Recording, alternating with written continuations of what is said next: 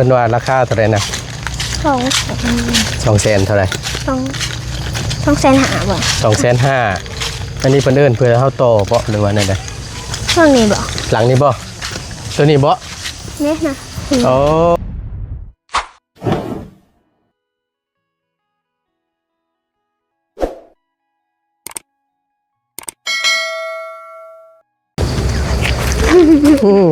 ว่าซั่นเอาคือจังซี่พี่น้องเอ้ยบ่ตูนว่าสิให้ทั้งอีหล่าเพิ่นพาไปเบิ่งอันดินอันที่ว่าอันมี2หม่อง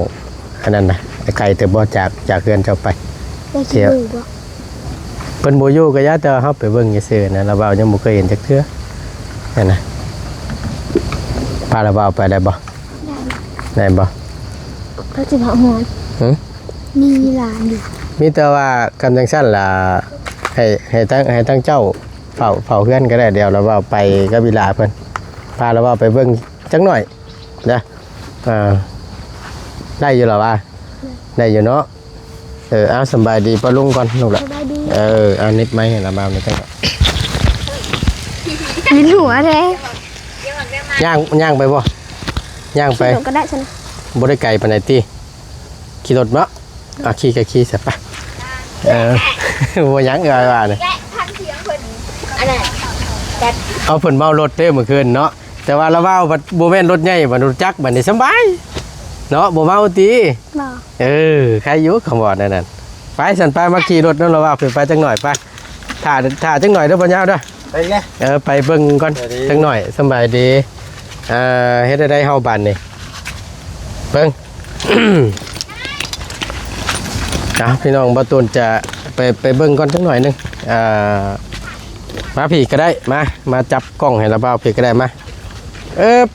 จับเป็นอยู่แล้วว่าขึ้นมาก่อนโอเคเอาจับให้เราเบานี่เด้อพอดีทางบาตูนจะไปเบิ่งอันนี้ก่อนไปน้องบ่ต้องย่านขี่เราเบาค่อยไปอยู่หรอกบ่ได้สิ่งดอกเดี๋ยวทางก่อนนะทางใดทางนี้ทางนี้เนาะโอเคเดี๋ยวเบิ่งน้ำกันไปลองในห้างอันนี้คือเฮือนน้องเพิ่นอยู่พักอาศัยณปัจจุบันนี้จะตอนไปเบิ่งเฮือนหลังนั้นอยู่เข้าไปในนี่บ่นั่นโดยมีจักหลังคาเฮือนอยู่ในหลายบ่น้อยหนึ่งมันมีวัดบ่ขี่ไปดูหูจังเห็นวัดต้องขี่ลงไปอีกโอ้พอดีว่าทางแวกเข้ามานั่นเป็นป้ายวัดอย่างเงี้ยนะพี่น้องเขียนชื่ออยู่ในหันก็ชื่อว่าเอาเดี๋ยวไปเบิ่งน้ำกันพี่น้องทั้งมาต้นยังบ่เคย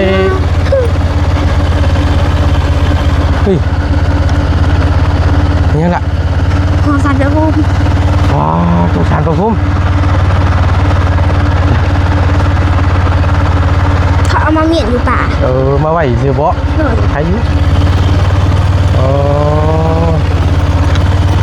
ผมบ่ตูนยังบ่เคยเข้าจักเทื่อพี่น้องเอ้ยแต่ว่ามันมี2ลังใช่บ่ที่เพิ่นจะขายให้น่ะที่ว่าเจ้าไปเบิ่งก็บ่ดีน่ะตัวนึงน่ะคือจังว่าเห็น400,000บ่จะมีหน้าบ้านคือว่าอีกตัวนึงน่ะตกที่วางเงินหลังสีฟ้านี่หลังนี้จอดอยู่ใช้รถเฮาจอดอยู่หน้าเฮือนก็ได้จอดอยู่หน้าเฮือนเลยเข้าไปทางไหนจอดอยู่นี่ก็ได้ตอนนี้เนาะต้องห้องระบบฮึบเราอยู่บ่เนาะ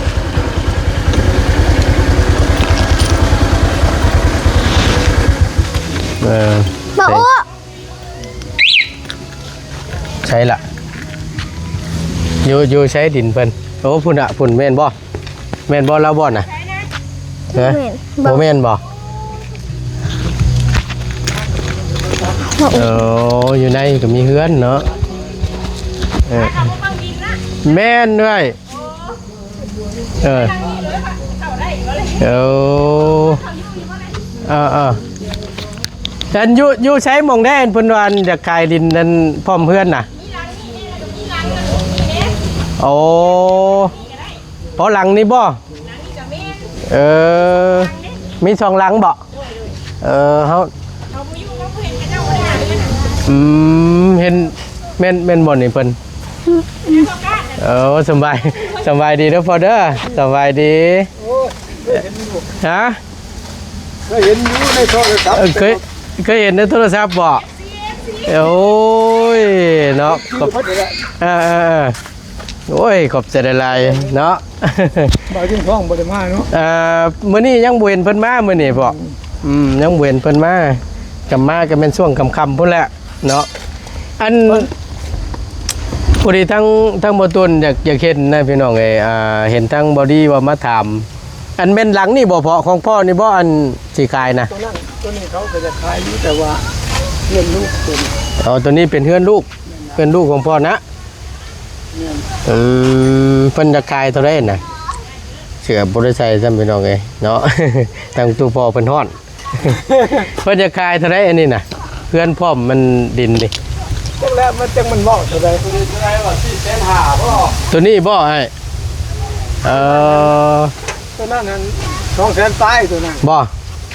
แต่ว่าตัวนี้ติดแคมทางเลยนี่เนาะติดแคมทางแต่ว่าเมื่อที่มันก็สิบ่ทำตัวนั้นเนาะตัวนั้นมันสิยาวตัวนะตัวนั้นกว้างแม่นบ่ทางกว้างมันนั้น10 เมตรทางยาวมัน20ปลายตัวนี้โอ้นี่ที่บ่นู้นบ่แต่ว่าเพื่อนมันบ่งามแต่ว่าเป็นเอาแบบเขามีเพื่อนคือกันอยู่พุ่นกะอยู่ในน่ะนี่แหละบ่อันนั้นก็เป็นของเจ้าคือกันบ่ปะแม่นแล้วหากตัวนี้เพื่อนลูกได้บ่แม่นเพื่อนเขาได้ไปน้องเลยทั้งบ่าวตูนสิไปเบิ่งก่อนจังหน่อยย่างไปนี่เนาะโอเคไปละล่ะไปเบิ่งไปจังหน่อยไป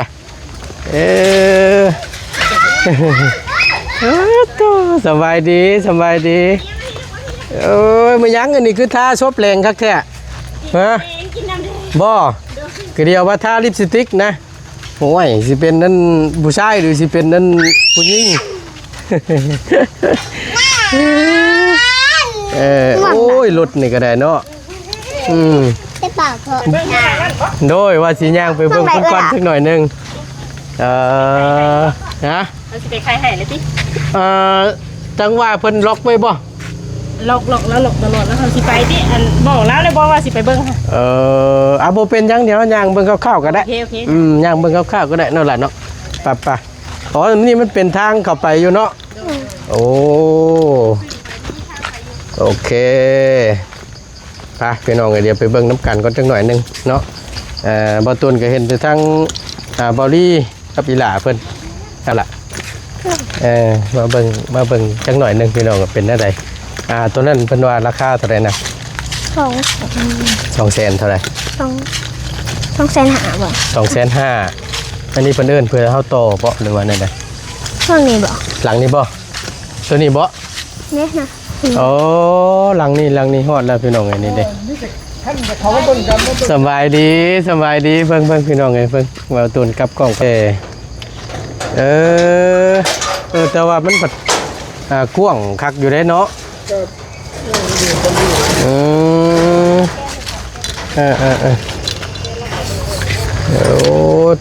มีไผ่พร้อมมันนี่โอ้คักแล้วสันไปล่ะไปขับไปเบิ่งไปจักหน่อยไปดินขอบมีแบตเตอรี่ดินขอบช่องพร้อมบ่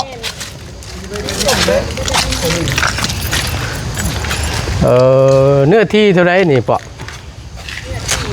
10 เมตรทางกว้างอยู่ในใบตะดินบ่10 เมตรในหนึ่งไหน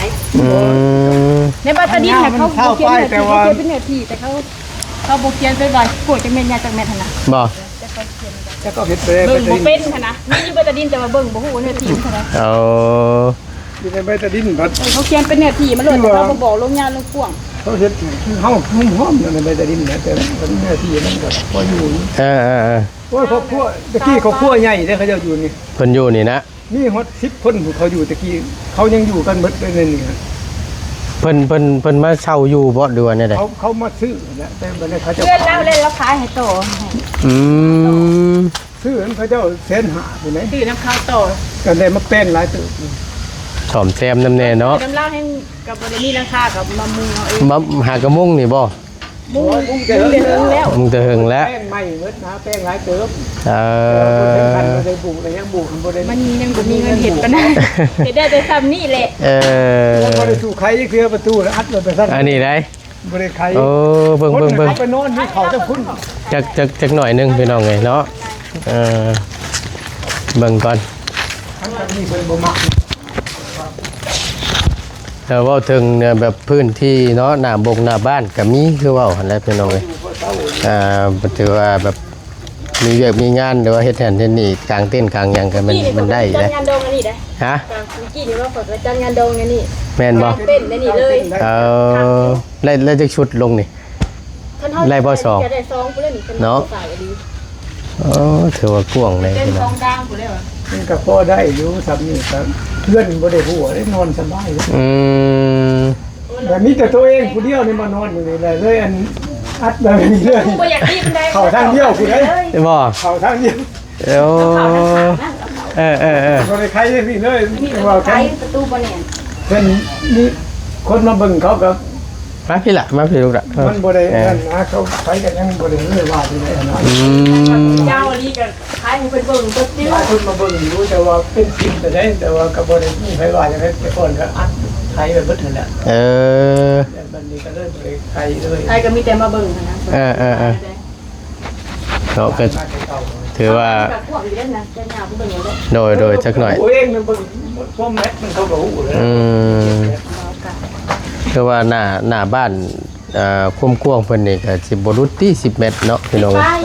ที่ป้านี่แหละ จ้างหันมาหัน ได้อยู่ซาแทกมาฮอดนี่14เมตรได้ได้อยู่ก็อยู่ ความกว้างและความยาวนี่สิบ่รุดที่30ปุ่นเบิ่งก่อนฮอดใช่แล้ว ชาวฝ่ายบ่ เอาโอ้แต่หลังใหญ่เนาะมัน ได้ข้างในนะพวกเลย อันนี้ได้ พวกอยู่ข้างในนะ มันมาโตฮอดพี่ได้พี่น้อง แต่เพื่อนเบื่องามเลยตะกั่วเมืองมีห้องน้ำมีได้ ของน้ำติดโตน้ำ แม่น เพื่อนเก่าเขาหลายปีแล้ว ชื่อทั้งพ่อกับชื่อต่อเพิ่นอีกต่างหากบ่ ชื่อเพื่อนเก่าเขา เอา แล้วก็คนตาย โดย แต่ขี้ แต่แป้งเลยเดียวแป้งแต่ลังคามัน มีแต่ตกแต่งพวกนี้ เนี่ยนะทุกแป้ง บ่มีเงินเห็ดแรกเลยเห็ดได้แต่ซ้ำนี่ มันเห็ดไปบ่ได้เลยแล้วมีโบกนี่ครับที่บ่มัดหลายไปเลยดอกมันบอกเป็นมีเงินครับถ้ามีคนบ่ฮู้โคตรแล้ว เออ เขาก็บ่มักงามปานใด ทำนี่ก็ยังบริได้ง่ายแล้วไม่เคยได้ไปเที่ยว เนาะ เบิดดีใจกับแล้วแหละซื้อบ่ได้เลย เด็กบ่ได้เลย โอ้อยาก เครื่องกับแพง อยากยากคือว่าหั่นแหละเนาะเบิ่งบ่ตูนยากเบิ่งทางหลังก่อนจังหน่อยหนึงพี่น้องโอ้ดินมันมาฮอดพี่เนาะฝากทั้งนั้นกับอีกดินกับเจ้าอีกด้านหลังก็ ทางเป็ดทางไก่ บ่อันนี้เป็นลักแลนเนาะยาวฮอดพุทธชนหัวตัวนั้นเนาะ นั่นแหละ เราห่างจากอันนี้ไปประมาณเม็ด 2 เมตร 2 เม็ดเนาะประมาณ ป นี้ ระมาณนั้น บูรณะใหม่นี่คักได้นี่เนาะ ครับแล้วไปถึงกันบุกเขาไปพูดก็โลมันก็งามเลย โบกก็ยังจับเจือนี่ก็โอ้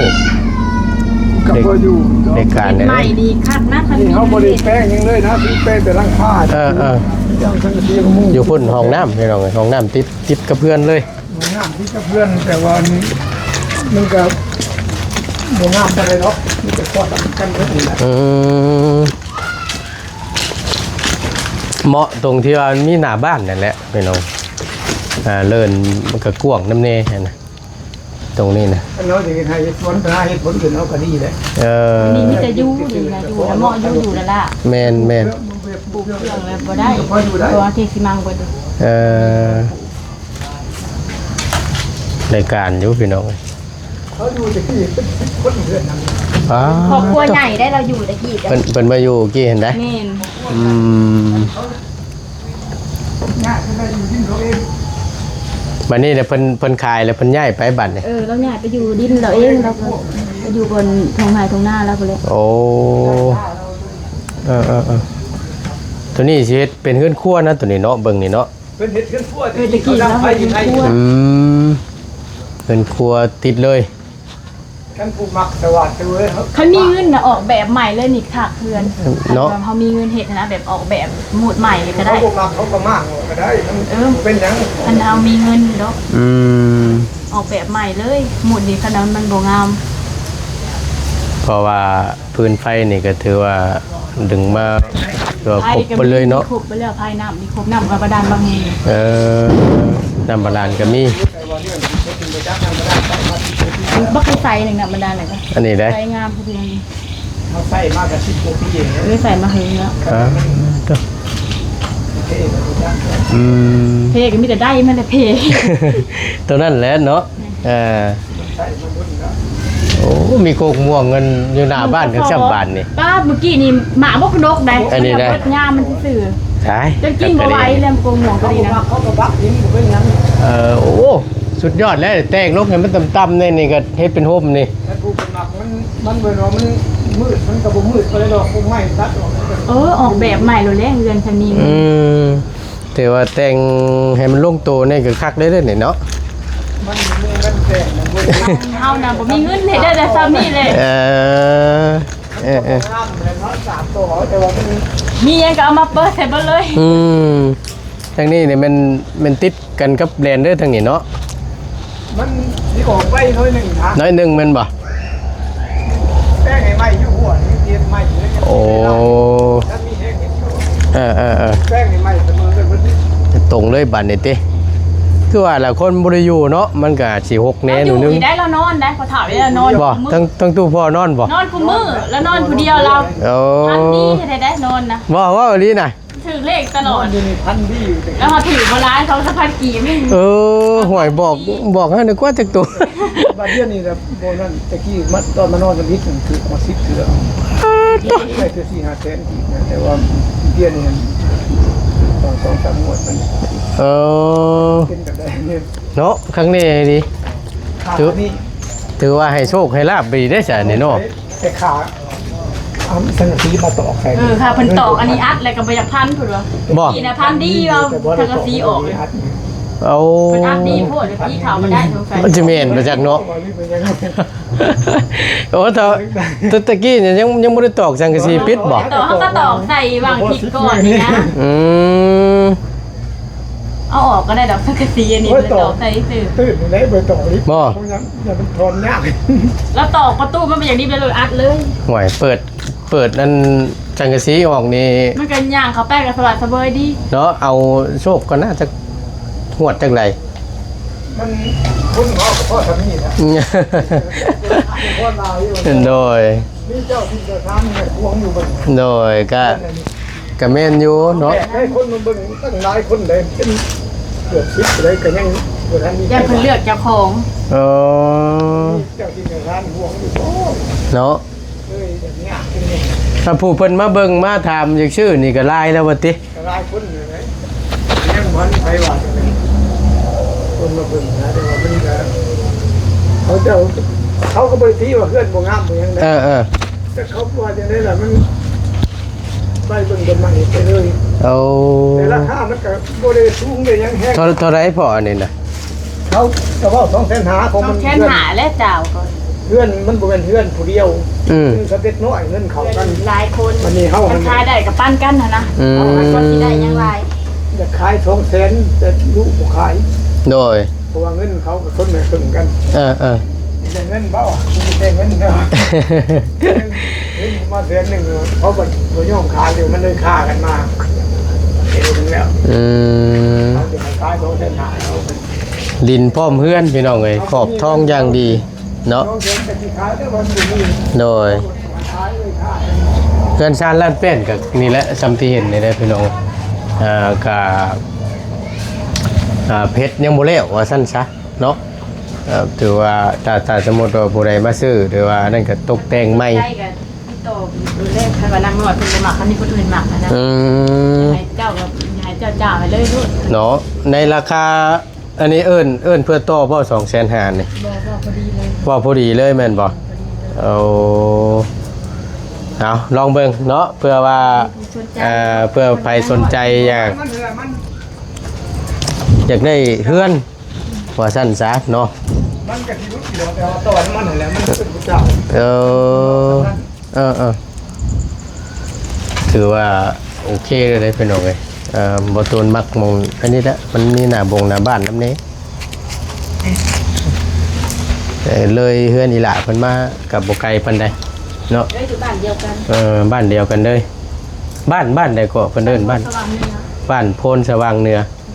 นครไก่ชนเท่านี้เนาะแขวงสวรรณเขตพี่น้อง พูดสว่างเนื้อบ่ได้ทางลงอันนี้พี่น้องเลยลานเนาะตามมุกละหารนี้แถววัดป่าเจริญสุขอยู่แถวนี้มีจักหลังคาเฮือนอันนี้หลายอยู่กันบ่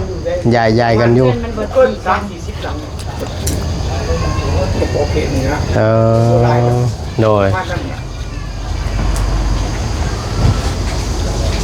เห็นแต่ทางบริเพิ่นอันมันมาถามเถอะดอกว่า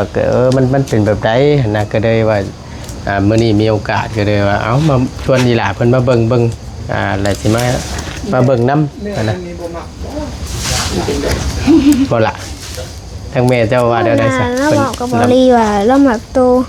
200,000แล้วว่า200,000 ต้องแกนเลยว่ากันดินซื้อ บ่ ก็เนี่ยบ่ทันได้ว่า มันเงินหลายคนมันก็เลย มันคุยกันยากเนาะ แม่นมัน มัน มัน มี ก็ได้ ลู บ้าน ก กัน มี หลาย ส่วน ค มัน นได้เขาจะเป็นหนี้เขานะ โอ้ เขาบันที่ค้าตัวขึ้นตัวเก่า ใครสิคะได้2แสนผัดบ่ได้ยังนะมันก็ เขาบัน ที่ว่าแนวใด ขึ้นนิดนึงมันก็เลยต่างกันนิดนึง แม่นเอาเดี๋ยวเบิ่งน้ำกันพี่น้องเอ้ยเนาะก็นี่แหละเดี๋ยวถามทั้งบอดี้มีอีกเทื่อนึงว่าทั้งผู้ใหญ่ทั้งบอดี้เพิ่นสิว่าจังใดพี่น้องเอ้ย โอ้ยในขณะนี้คือว่าเป็นดี เป็นบุญเด้อเนาะพ่อเนาะ ถ้าเป็นเฮานี่มีคนซื้อให้เฮาบ่ตีเลยแหละแบบได้เฮาก็เอ้า หาเองก็เพื่อสิได้จนหลอดลมหลอดตาย โอ้ยสุดเลยแหละคือว่าอันแหละ คนใจบุญป้านนี่เคยเห็นแต่เกิด หา60ปี เคยเห็นแต่เกิด การนี้แหละแต่ละเคสที่รับการช่วยเหลือมากกับบางครอบครัวที่เพิ่นได้รับการช่วยเหลือจากผู้ใหญ่ใจบุญเพิ่นก็บางเคสเพิ่นก็บ่มีฮอดดินร้อนต้นหญ้าอยู่คือจังซี่แหละแล้วก็เริ่มนับหนึ่งใหม่เบิดเลยซื้อดินแล้วแล้วก็ซื้อเสาซื้อเครื่องเฮือนนู่นนี่นั่นจนเบ็ดเสร็จเลยจังซี่นะ นั่นแหละจะเป็นคดีที่คดี โอ้ย คือว่า น้อยก็บุญแห้งอันนี้ได้ ธรรมดาจึงเป็นเงิน1,000 บาทยังพอแห้งเลย โดยก็จังว่านี่แหละนี่ก็พังเบิ่งก็จังว่าบุญเพิ่นสิฮอดจอดถึงกับผู้ใหญ่เพิ่นสิซำใดทางครอบครัวน้องเพิ่นนี่ก็ได้เนาะ เอาถามเด้อเจียวมักอยู่บ่นี่เฮือนหลังฮะ มักอยู่ มักอยู่เนาะ ท่านบ่มักเพื่อนนี่คือว่าโอ้ยันโชคเลย ขาดสิบ่แม่นเจ้าของเนาะ เรียกว่าคักอยู่พี่น้องเอ้ยอีกหลังหนึงเนี่ยแม่นตัวทางเข้าอันบ่หลังนั้นบ่ แม่ เพื่อนลูก ข้าวนั่น ตัวนี้ ราคามันกันคนนี้มันกันอีกตามสภาพเขาเลย เพราะว่า ต้นกระคับในโปรแกรมตัวนี้นะ กันกินแป้ง เนาะตอนนั้นผัด ออกแบบเพื่อนใหม่นี่งามข้างหลังนี่คันเฮามีเงินแล้ว อันตัวนั้นผัดเลื่อนผัดพร้อมเนาะ เสมอบันไดเลย มันหมูมีหน้าบงหน้าบ้านหมูมีหมองจอดรถจอดล่างเลยนะสิว่าแล้วกัน เสมอดินบ่เพียง แม่น แต่ก่อนแต่ก่อนเขามีรถมันได้เลย ก็เขาแล้วออกสบาย อยู่นี่ได้ มันก็ แต่ ล ก่อน งอยู่ เขาพอนเฮ็ดขั้วนั่นนี่มันเข้าได้เยอะนี่ฮะมันจะเข้าได้ เขาได้แต่อย่างย่างไม่นึงเลยนี่ก็ แต่ว่า ปล่อยเขาได้อยู่ เพิ่นสิบ่ทันมีรถดอก คันนางน้อยหาเงินได้ก็สิมีอยู่ดอก คิดว่าท่าน ลองเบิ่งเนาะอยู่เปื่อยเลยมาเห็นแล้วบ่ตูนก็ได้มิแต่ว่าฟังเบิ่งเนาะคำว่านั่นเพื่อ พี่น้องเพิ่นเห็นบริเวณใกล้เคียงนี่เนาะหรือว่าทางอื่นทางไกลก็ได้พี่น้องเพื่อเพิ่นสนใจเนาะ ก็ติดต่อมาได้คันนางน้อยบ่มักก็ได้ ติดต่อมาทางใดบาทนี่ เพจเฮาบ่ เนาะ เบอร์ก็ได้ เบอร์จังไดอันบอกเบอร์มึงดูเผื่อพี่น้องเพิ่น เบอร์เฮาบ่พอหรือเบอร์เจ้า เผื่อเพิ่นสนใจเพิ่นจะคุยโดยตรงเลยหั่นนะ ค่ะเบอร์ก็ 020 5537 4392 แม่นเบอร์เจ้าของดินนี้เนาะ แม่น5537 4392ปะเฒ่าปุ้ง พอเท่าฟุ้งเอาพี่น้องเอ้ยถ้าหากว่าพี่น้อง FC ท่านใดสนใจเนาะหรือว่ามองหาที่ดินพร้อมเพื่อนสามารถติดต่อมาได้ที่เบอร์ทั้งเอ้ยเราบอกไปเมื่อกี้นี้มาเบิ่งตัวจริงได้พี่น้องเอ้ยอยู่นครไกรสอนพรหมวิหารเท่านี้เนาะอยู่แขวงสวรรณเขตเท่านี้แหละพี่น้องเอ้ยมาเบิ่งมาสัมผัสเบิ่งตัวจริง แต่ว่าทางในนี่ก็คือสิกว้างอยู่ดอกเบิ่งนี่ ห่วงข้างใน เนาะ ห่วงได้โอ้ยถ้าได้บ่ได้ขายตู้ให้เราเบิ่งเนาะ บ่เป็นหยังบ่เป็นหยัง บ่เป็นหยังดอก ดีโพด เปิดเอาโชคเด้อตู้เด้อเปิดเอาโชคนี่เด้อ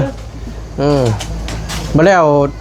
หมดแล้วบ่จัก เบิดแล้วบ่จักติ เบอร์กันเลย บุญเพิ่นบ่มี นี่บ่55374392บ่2468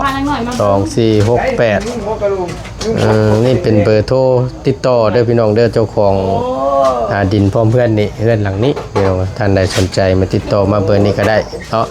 โอ้ลมพูดคุยกันมาเบิ่งเนาะ เบิ่งตัวจริงเอานี่ มาเบิ่งตัวจริงเบิ่งนํกันอีกรอบนึงพี่น้องเอ้ยเนาะ ก็บอกขายให้เพิ่นเนี่ยเพาะงัดออกมา ได้แล้วบ่เป็นหยังดอกบ่เป็นหยัง เรา โดย คาดขายอย่างได้เรามือ พอเราตอกแล้วหยังเราตอกแล้วหยังแล้วแล้วก็บ่เป็นหยังบ่เป็นหยังได้อยู่เนาะ จะให้งัดเอาเลย ก็เลยเราก็สิ ให้เขาเบิกได้มันก็สิดีมันไล่กวงมาทางใน จักหน่อยเราสิได้ตอกอีกหั่นแหล้ว ล้อก็ตอกเลยแล้วก็ ทางเขาที่เป็น ห้ามเข่าบ่เข่าทั้งนี้เข่าทั้งนี้มันสิขายได้บ่ บ่น่ากี่ข้างเขา บ่เป็นหยังพ่อบ่เป็นหยังไล่แล้วนี่ก็ได้แล้วเนาะได้มาเห็นแล้วก็ได้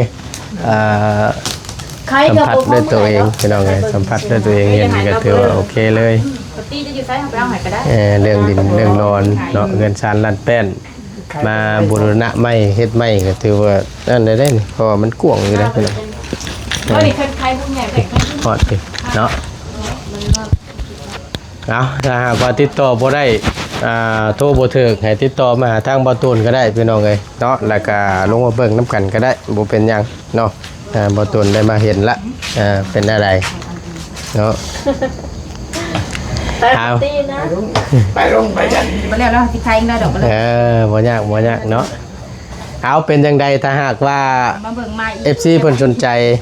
หรือจังใดเพิ่นติดต่อมาเฮาเดี๋ยวเฮาสิพาลูกพาเพิ่นลงมาเบิ่งเด้อโอเคเด้อขอบใจหลายๆเด้อขอบใจเนาะไปล่ะไปเห็นละบัดนี้ถือว่าโอเคอยู่พี่น้องเอ้ยเนาะขอบใจหลายๆเด้อพ่อเด้อขอบใจหลายๆเนาะถือว่าเรื่องนี่ก็เหมาะอยู่พี่น้องเอ้ยเพิ่นเทพื้นไปเบิดเลยนี่มีน้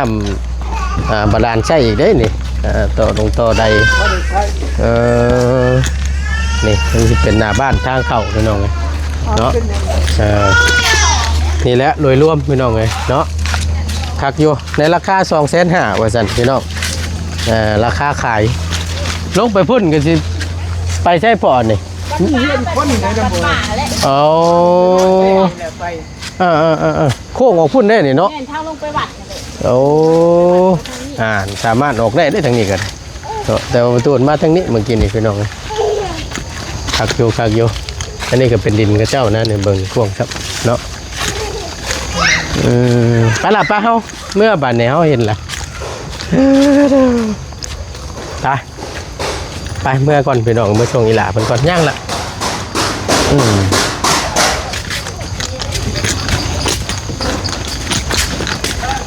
โอเคไปเห็นละบัดนี้เนี่ยหลังนี้อีกหลังที่สองแล้วแต่ว่าเรื่องบุมีคือว่าแล้วเนาะกะตังว่าเนาะมาเบิ่ง เพื่อผู้ใหญ่ใจบุญเพิ่นชมทบเข้ามาเพิ่มเติมนะพี่น้องก็คือว่าจะเอาจังใดก็มาเบิกน้ำอีกคอมนึงหัวสั้นซะนี่หลังนี้แต่ว่าตัวนี้มันจะแพงในน้อยนึงตัวนี้นะ400,000ปลายพุ่นละเรา400,000 500,000พุ่นละเนาะแต่ว่าหน้าบ้านก็หมูมี่คือว่าเอาแล้วไปเมื่อชงอีหลาเป็นก้อนบาทโอเคจับกล่องกันละเบาเด้อเฮ้ยยิ้มเปื่อยรถทางอีหลาเพิ่น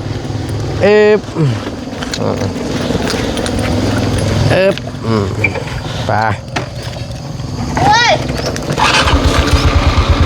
โอ้เอา โอ เลย เค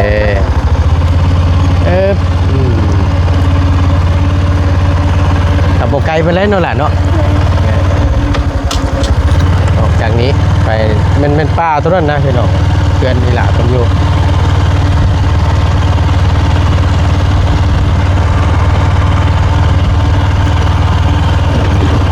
ตัวนี้เป็นดินข้าเจ้าเนี่ยเนาะ โดย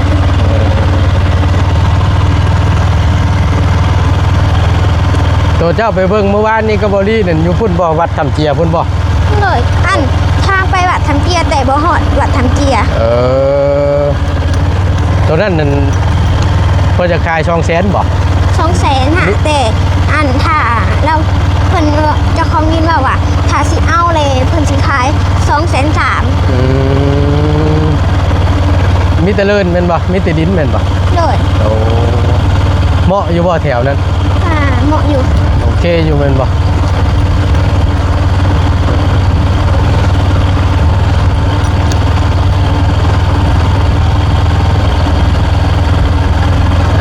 หมดละพี่น้องซึบโอเคจึกจักหมดลำต้นบาทนี่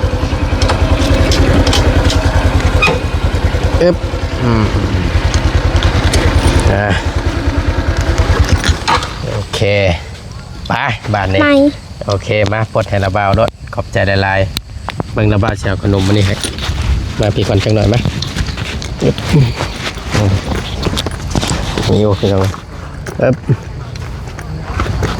สบายดีไหมลุดสบายดีเด้อเป็นไงเฮ้ยอันนั้นเท่าน่ะเมื่อยบ่ กินยาอะไรมันเมื่อยบัด เมื่อนี่ไปหาโมได้ออกจังนี่ บ่ได้ บ่ถ่ายสั่งว่าแต่นี่เมื่อยน้ำเด้ไปเอาขนมมาอีหลาเพิ่นก่อนเรื่องนี้บ่ตูน ฮะยังลึบ เพิ่น โอ้แพ็กบ่ เป็นยิงของเก่าเป็นยิงของใหม่ ยังของไม่ โดย โอเคโอ้ยปึ้มเนาะก่อนในการเฮียนเพิ่นพี่น้องไงพอดีทางน้องนิ้วบ่ซื้อมาให้ลาเอ้ยนั่งเอาขนมนี่ล่ะ ได้ตัดเองเดี๋ยวนี้ โอเคเอาใช้มือบ่ว่างสับบาทนี่โอ้ยเนาะมักปึ๊บดีแล้วมักในการทำการเรียน